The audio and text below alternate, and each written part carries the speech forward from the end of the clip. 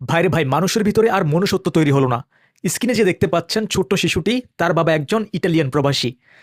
তার বাবার সাথে পারিবারিক একটা কোনো ঝামেলার কারণে এই যে স্ক্রিনে দেখতে পাচ্ছেন যে ভদ্রলোকটি, হ্যাঁ, সে একজন অটোরিকশা চালক। এই অটোরিকশা চালক এই ছোট্ট শিশুটির বাবার সাথে পারিবারিক কোনো দ্বন্দ্বের কারণে, প্রতিবেশী কিন্তু, হ্যাঁ, প্রতিবেশী, পারিবারিক কোনো দ্বন্দ্বের কারণে এই ছোট্ট শিশুটিকে মাথায় তুলে ৩-৪ বার মাটিতে নিক্ষেপ করে।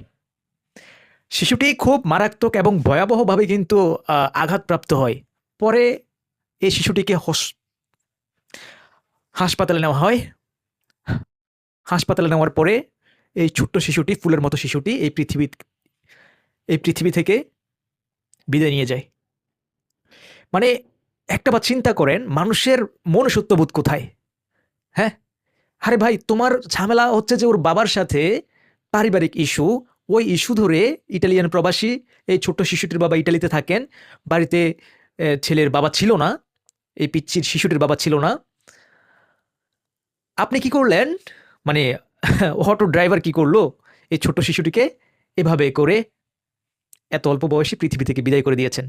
এর যদি দৃষ্টান্তমূলক শাস্তি যদি না হয়, মানুষ কিন্তু এভাবেই কিন্তু করে যাবে, আমার কাছে যা মনে হয়। কারণ এখন মানুষের ভিতরে মনুষ্যত্ববোধ, আবেগ, অনুভূতি এগুলা নাই। ঠিক আছে? তো এই ছোট্ট শিশুটির জন্য দোয়া রইল, আল্লাহ যাতে এই ছোট্ট শিশুটিকে পরকালে জান্নাতের ফুল হিসাবে কবুল করে। আপনারা প্রত্যেকেই নিজেদের বাচ্চাদেরকে খুব যত্নে রাখবেন, খেয়ালে রাখবেন। কারণ বলা যায় না, কারণ মানুষের ভিতরে বিবেকবোধ নাই তো, মনুষ্যত্ববোধ নাই তো, কখন কি করে ফেলে। প্রত্যেককে বলব, মানে এই নিউজটি দেখার পর, পাওয়ার পর মানসিকভাবে খুবই ভেঙে পড়েছি বা খুবই খারাপ লেগেছে যে আসলে কি হচ্ছে? আমরা কি আদৌ মানুষ? আমরা কি মানুষ আছি? ভাই চিন্তা করেন, মাথায় তুলে নিচে মারছে।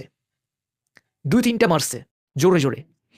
এইটুকু একটা ফুলের মতো নরম শরীরের বাচ্চা শিশুকে যদি এভাবে ২-৩ বার মাথার উপর থেকে যদি নিচে ফালানো হয়, আর কিছু বলার নাই।